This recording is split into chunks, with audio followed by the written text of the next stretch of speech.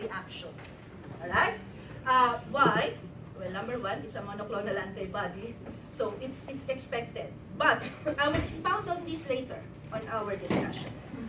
Other patients also have experienced with the infusion-related reaction. They experience like shortness of breath, cough. See, coughing is already a reaction, and rashes like this one. Now, on the overall evaluation, how good the Daratumumab did on the trial, let's say 31% or 1/3 of 148. You might say, oh, it's not that impressive, only 1/3 of the trial patients have. But see, these patients have nowhere to go. At least the overall response rate, we managed to extend their life for a few more months. Would it be 7 months or 20 months? 7 months. 7 months for the overall rate response. Okay? That we have, provide them a longer life. Okay? Rather than dying right there and then without the Daratumumab. Now, there are patients who manage to achieve stringent CR and VGPR, but of course there are others who were not able to have any response at all. But it's still promising that this Daratumumab will be the good, next thing for the patient that are refractory. Okay? Other trials followed after this, but Daratumumab as a monotherapy, even single, is already been approved. So I'm just mentioning that there are other combination trial, like they are combining now with Daratumumab and Revlimid, Daratumumab and Velcade. Which one is more effective? This can be presented by more expert than me. Okay. So these are just summary of the monotherapy and combination. But I would like to focus this time on the impact on the nurses. Alright? This is our area now. You are saying infusion-related response is so high. Yes, it is. But we can do something about it. Alright? If we are properly equipped. So, how does Daratumumab is being given? Okay? Dosing and scheduling. If the Daratumumab is given as a monotherapy or in combination with Lina or POMA, it is given every week from day cycle 1 and 2. This is week 1 to week 8, meaning weekly. Rest assured, the first infusion either be inpatient or in C5 short stay. For the purpose of, it's more longer. Why longer? I'll explain later.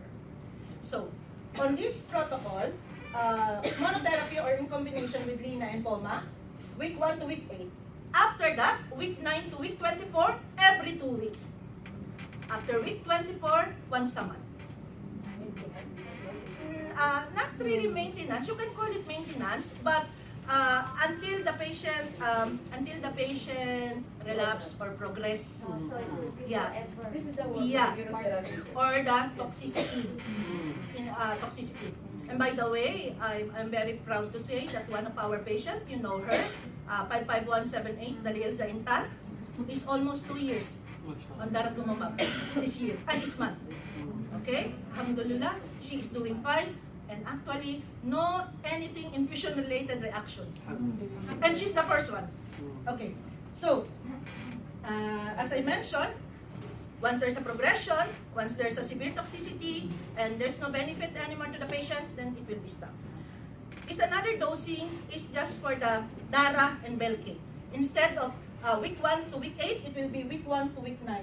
That's the only change. 10 to 24, 2 weeks, and 24 onwards, once a week. Okay. You were asking Tess, if it is causing a lot of infusion-related reaction, here are our pre-medication infusion. This is the guideline of Janssen Biotech, Johnson & Johnson.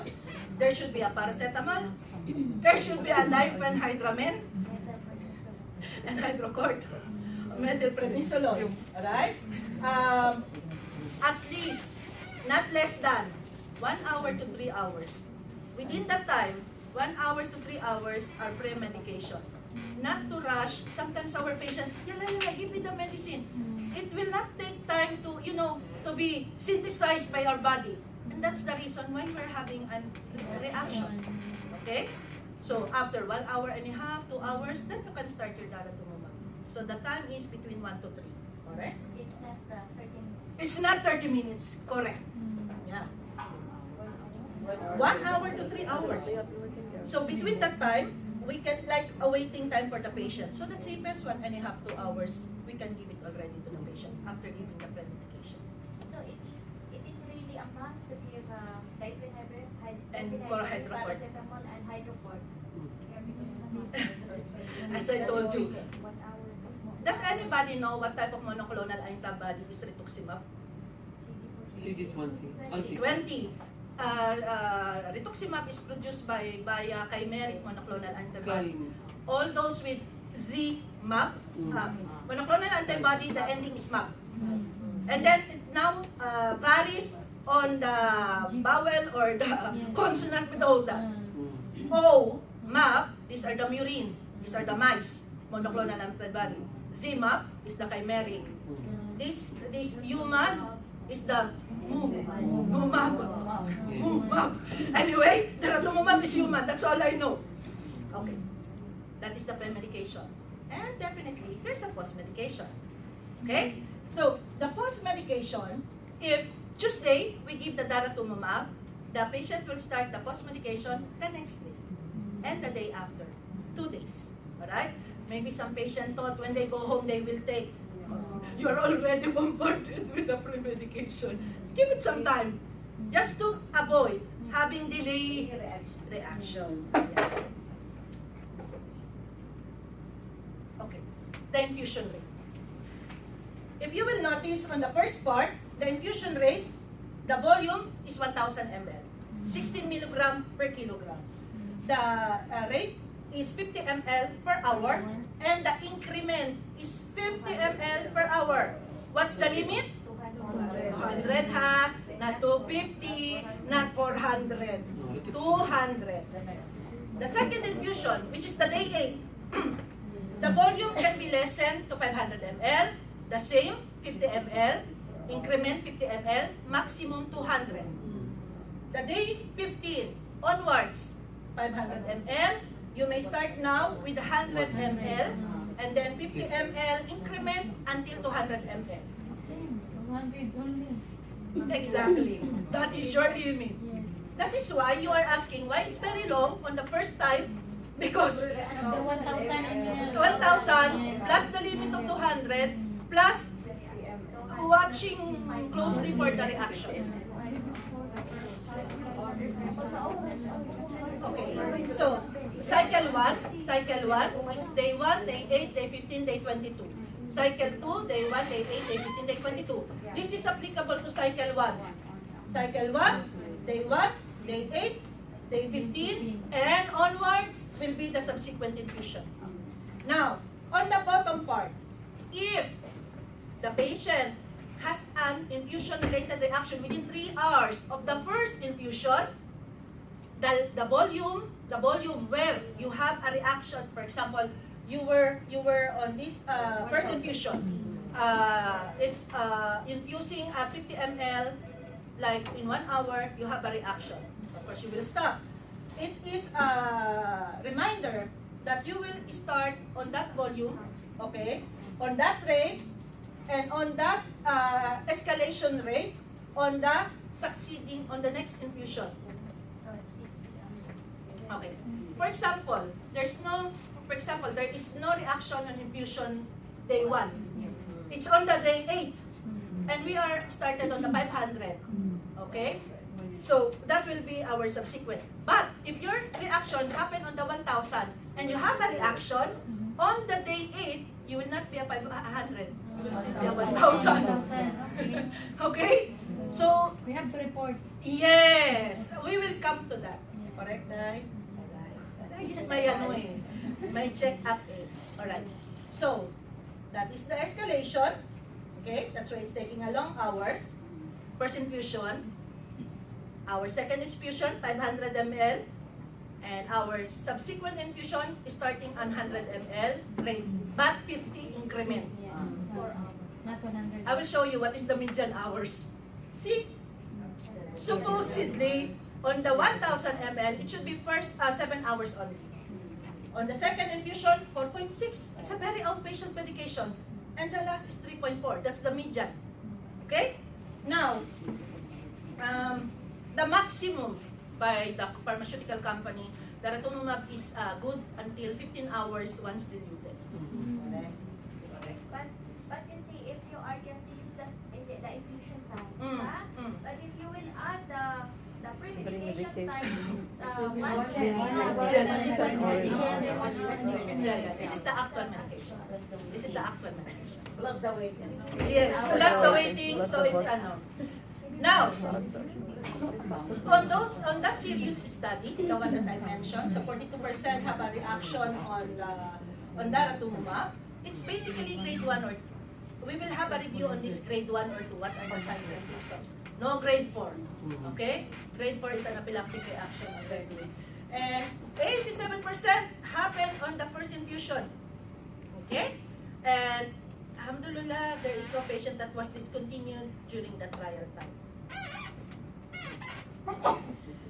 Now, these are the common signs that were noticed with the patient. They are complaining of nasal congestion, throat irritation, and cough, dyspnea.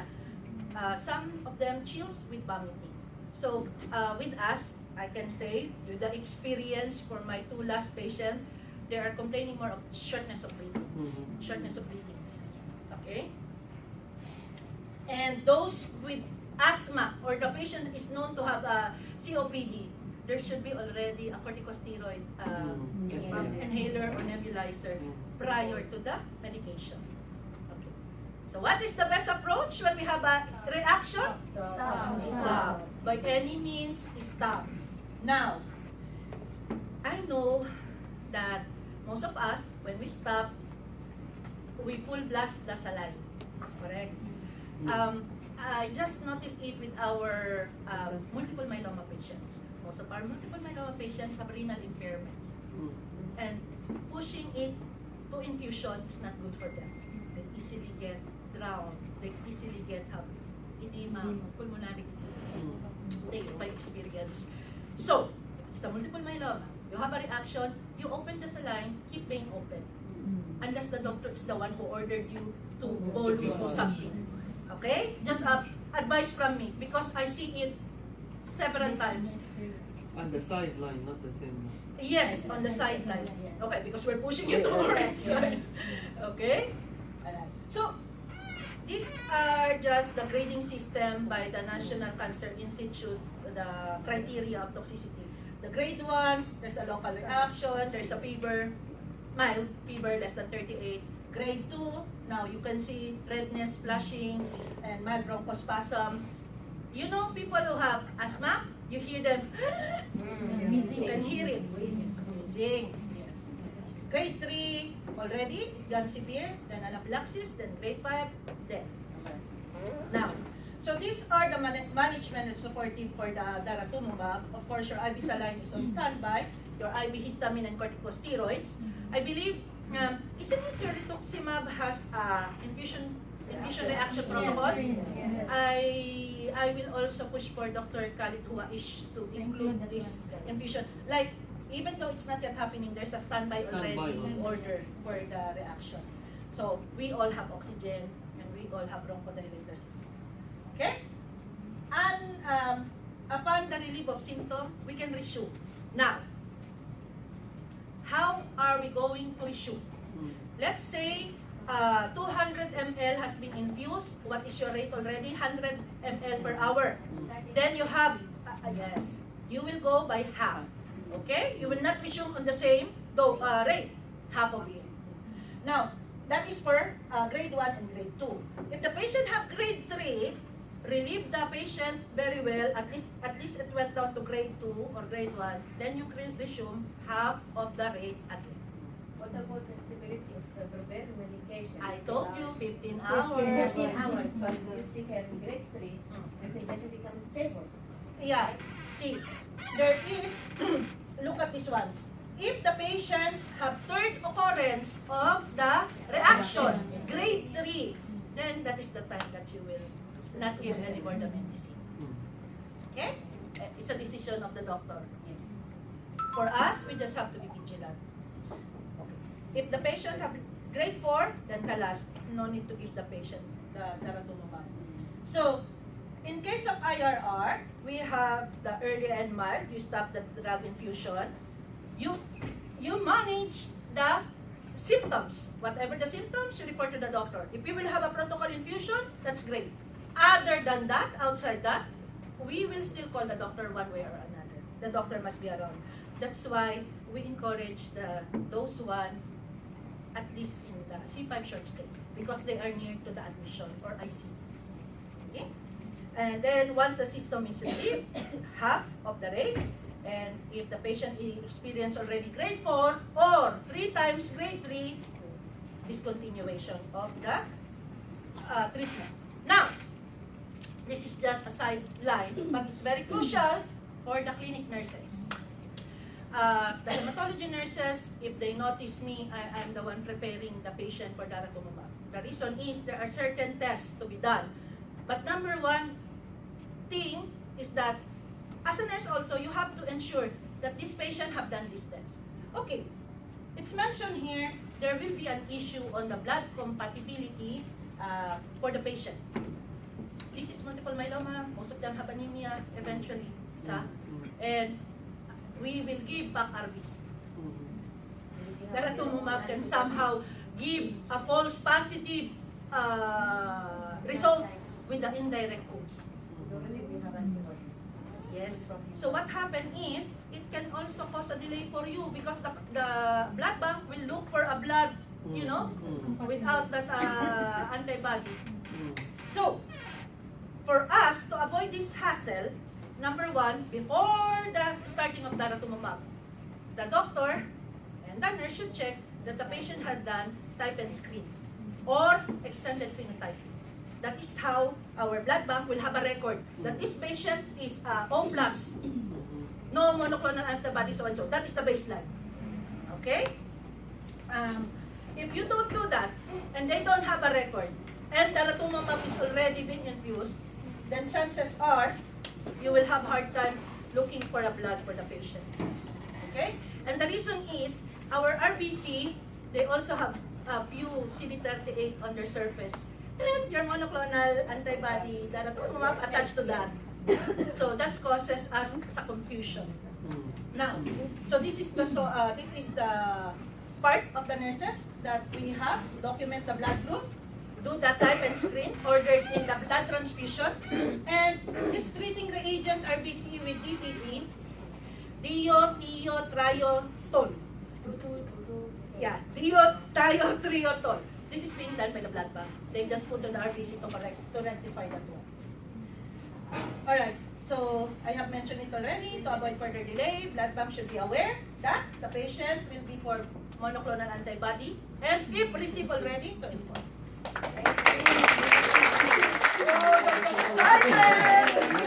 No joke. Any question? Drastic reaction? Yes?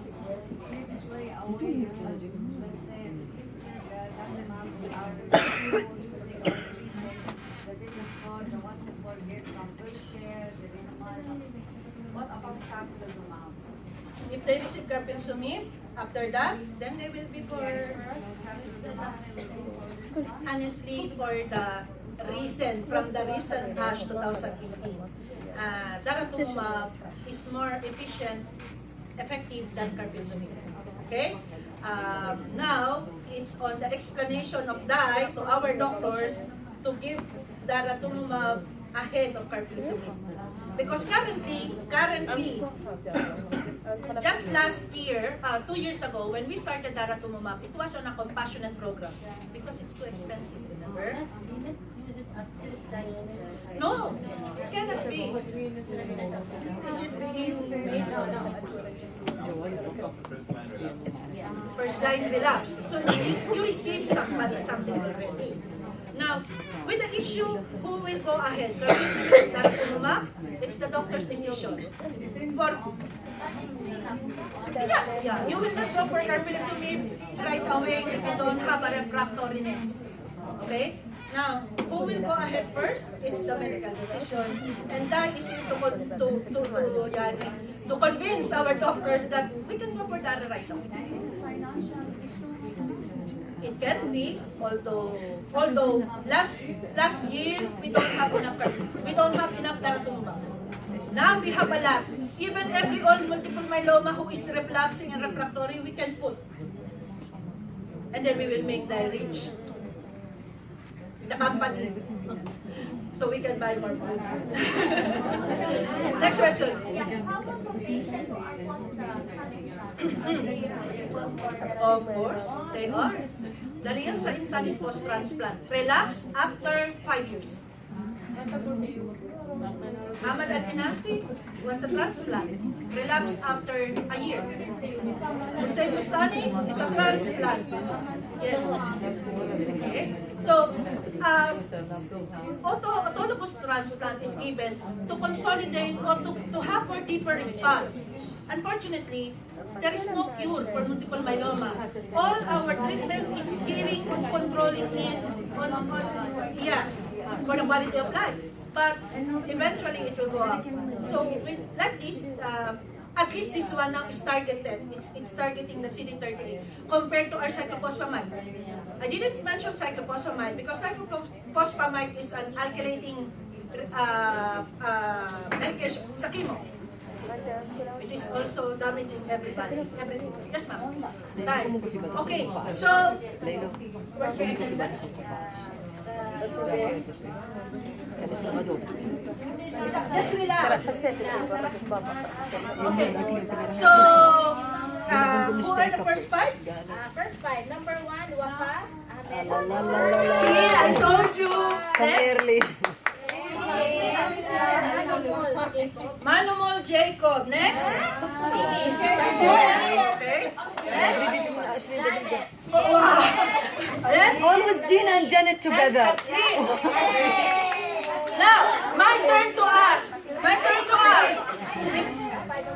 Oo, you answer na pala. Salamat sa highlighter.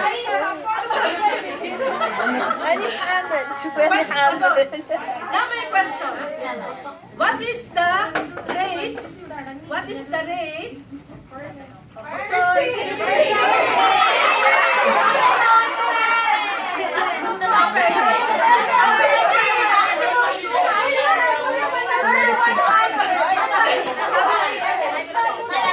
Sige, ha? No, like that. Second room! Second to bed! Second bed! Man, ba sa ano naman? Mali na siya. Julian, answer the question. What is the trade name of Daratumumab? Trade name, brand name of Daratumumab.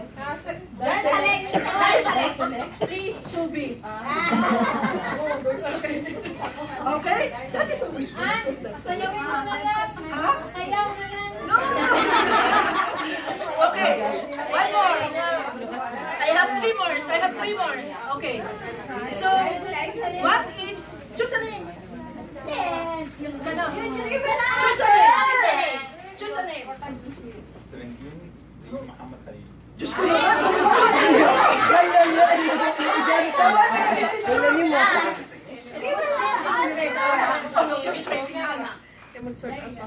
Laila Abbas. Laila Abbas.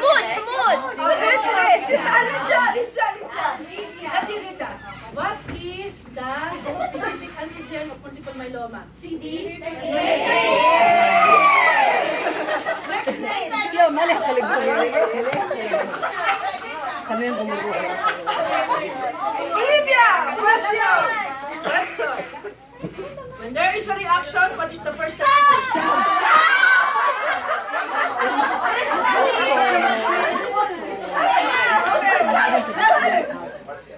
Maricel? What's the name? Maricel Sarmicula. Okay. Marcy, question. Okay? Alright. So,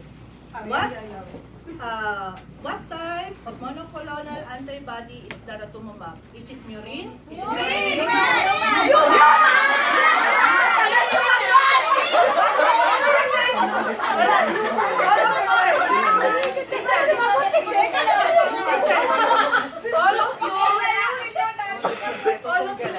journal. Yes. Countdown. Ako ba? And on the food, it will be partner-partner. Okay? So, before you go out, we will check out that you have received already. So that everything will be fair. Okay? So, let's go. I want the highlighter. Bakit siya talaga makalabas ang sa Answer. Uy, ba't tumawag ka pa sa akin?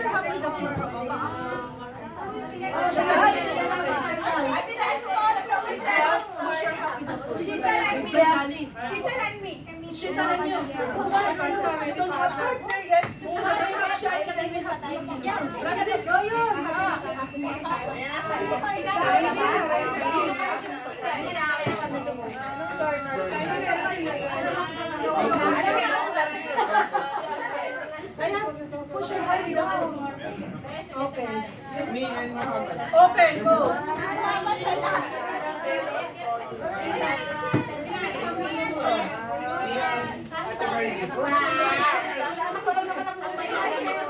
Manong, you have right? Joyce,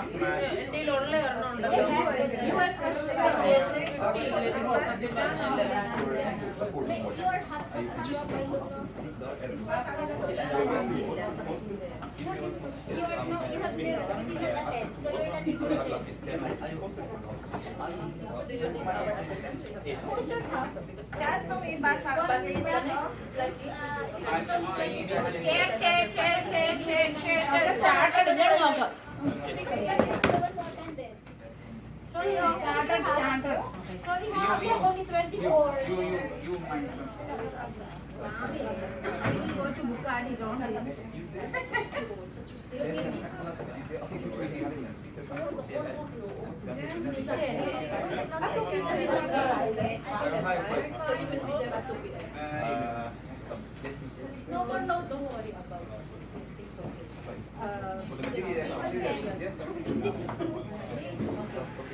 Did you enjoy the presentation? Did I do good? Was it okay? Happy New Year. Thank you. This is the one for the nurses. Janet.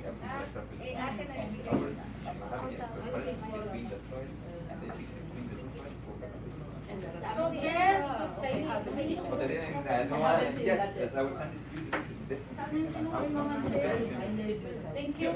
And thank you. Welcome. Ate, kung sa doktor na ako.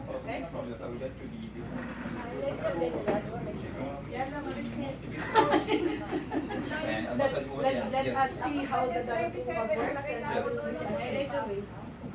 This can Dayi, if I will decide to present the Daratumumab, please support me.